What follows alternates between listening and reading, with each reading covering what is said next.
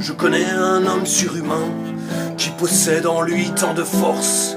Le Seigneur a fait de cet homme un de ses illustres soldats. Dieu a concentré en lui tant de pouvoir que la force de sa prière est sans égale.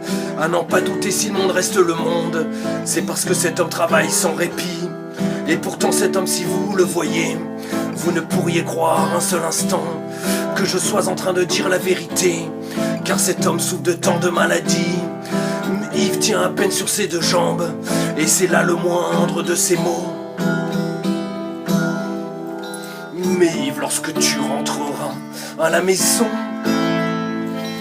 la multitude t'accueillera sous les vivants.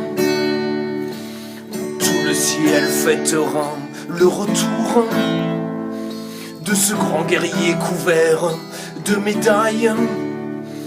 Mais Yves, lorsque tu rentreras à la maison, tu croqueras les pommes du paradis à pleines dents.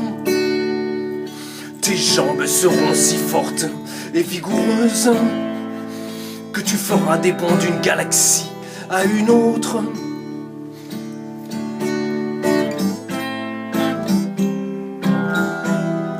Cet homme se bat avec le diable corps à corps.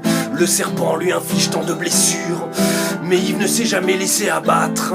Il met en fuite Satan et sa clique, abandonné de tous dans la solitude. Entre les quatre murs de sa petite chambre s'échappe sans cesse de son cœur la force vitale pour le monde. Il ne boit que le calice amer de la vie, mais ses ondes protègent l'univers.